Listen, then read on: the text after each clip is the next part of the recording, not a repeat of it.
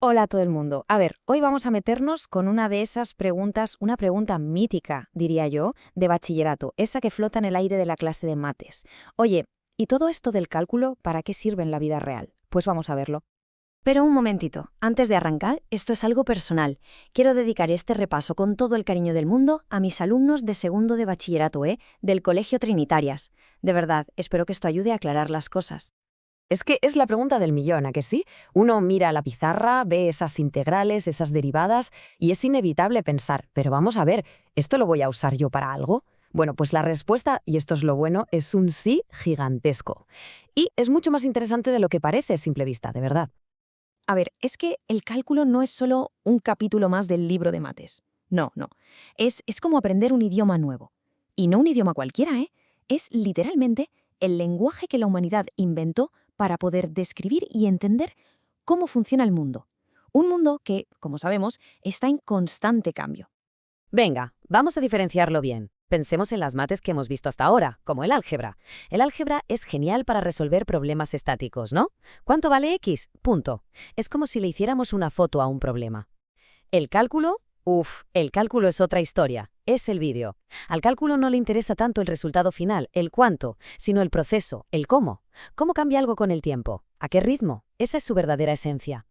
Y para empezar a entender ese cómo, tenemos nuestra primera superherramienta, la derivada. La mejor manera de imaginársela para que se nos quede grabado es pensar en un velocímetro. Pero no solo un velocímetro para un coche, no, un velocímetro para absolutamente todo. Claro que para medir la velocidad a la que cambia algo, primero necesitamos tener ese algo descrito matemáticamente, y ahí es donde entran las funciones. ¿Qué es una función? Pues en el fondo es una especie de receta, una fórmula que nos dice cómo una cosa depende de otra. Así de simple.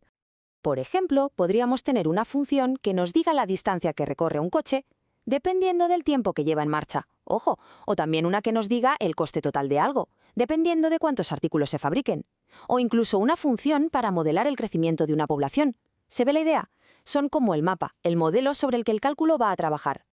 Y entonces, con nuestra función mapa lista, llega la derivada. Y hace su magia. La pregunta clave, la pregunta del millón que responde la derivada es: ¿a qué velocidad está cambiando esto? Pero no en general, no la media, sino ahora mismo, en este preciso instante. Esa es la clave.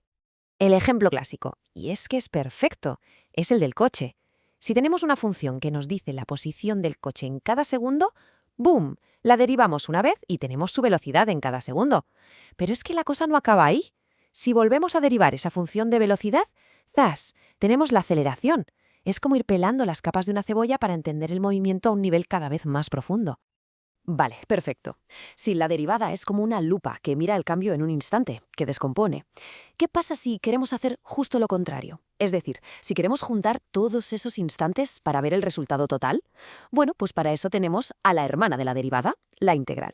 Pensemos en ella como una especie de máquina de acumular. Es que es literalmente su opuesto. Son las dos caras de la misma moneda. Si la derivada coge el movimiento completo y lo corta en trocitos pequeñísimos para ver qué pasa en cada uno, la integral hace el camino de vuelta. Coge todos esos trocitos infinitesimales de cambio y los suma, los acumula, para reconstruir la imagen completa, el total. Y aquí llega el punto donde muchísima gente se lía un poco. Porque en clase se oye todo el rato eso de «vamos a calcular el área bajo la curva». Y claro, es súper normal que uno piense «vale, muy bien, un área. ¿Y a mí de qué me sirve saber el área que hay debajo de un dibujo?». ¿Verdad que sí? Pues aquí está la magia, el gran truco. Esa área no es solo un área geométrica, esa área es el total acumulado que estábamos buscando. A ver si se entiende. Si la curva que dibujamos es la velocidad de un coche, el área de debajo es la distancia total que ha recorrido. Si la curva representa los ingresos que genera una empresa, el área es el beneficio total. O si queremos el volumen de un objeto con una forma rara, lo calculamos con una integral. Esa área en realidad es la respuesta, es la acumulación. Entonces, la idea clave es esta. Al tener estas dos herramientas, la derivada y la integral, que funcionan juntas como un equipo perfecto, lo que ganamos es una especie de superpoder para analizar la realidad. Tenemos la capacidad de hacer zoom para ver el cambio más pequeño y de hacer zoom hacia afuera para ver el efecto total acumulado. Y de verdad que no exagero si digo esto. Es imposible entender el mundo moderno sin el cálculo. Imposible. Es la columna vertebral, los cimientos de prácticamente toda la ciencia, toda la ingeniería y toda la economía actual. Pensemos un segundo. El cálculo está detrás del diseño de un puente, asegurando que aguanta las tensiones. Están los gráficos 3D de los videojuegos, donde cada salto o cada movimiento se calcula en tiempo real con derivadas. Se usa para que un GPS nos dé la ruta óptima, para que una empresa sepa cómo optimizar sus costes y hasta para calcular cómo se mueven los planetas. Es que, de verdad, una vez que se sabe mirar, se ve en todas partes. Así que la próxima vez que nos encontremos delante de una integral o una derivada, hay que intentar ver más allá de los símbolos.